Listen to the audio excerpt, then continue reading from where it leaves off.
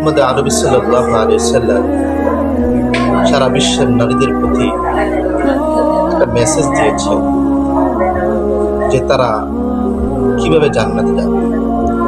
অর্থাৎ দুনিয়ার সমস্ত নারীদের কথা আল্লাহর হাবিবের বাণী যে অতি সহজে নারীরা যাতে জান্নাতে যেতে পারে তাদের জন্য আল্লাহর হাবিব কিছু কর্মপন্থা বাতিয়ে দিয়েছে।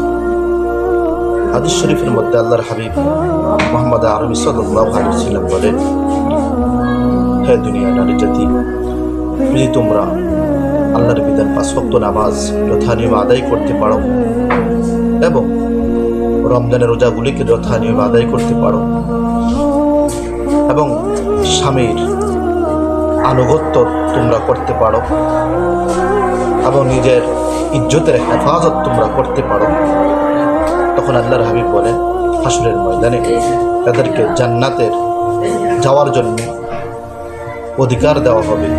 তারা জান্নাতের যে দরজা দিয়ে চায় তা প্রবেশ করতে পারে।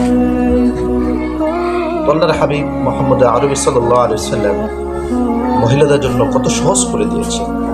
যদি যারা 5 ওয়াক্ত নামাজ আদায় করে নেয়, রমজানের রোজাগুলিকে ঠিকমতো আদায় করে নেয় আর স্বামীর হুকুমগুলি আল্লাহ এবং আল্লাহ রসুলের বিধানের আনুগত্যের মাধ্যমে যদি স্বামীর এতআত করে অনুসরণ করে নেয় এবং নিজের ইজ্জতের হেফাজত করে, তো আল্লাহ তাআলা তাকে জান্নাতে যাওয়ার জন্য অনুমতি প্রদান করবেন। সেই জান্নাতের যে কোনো দরজায় প্রবেশ করতে পারে। সুবহানাল্লাহ।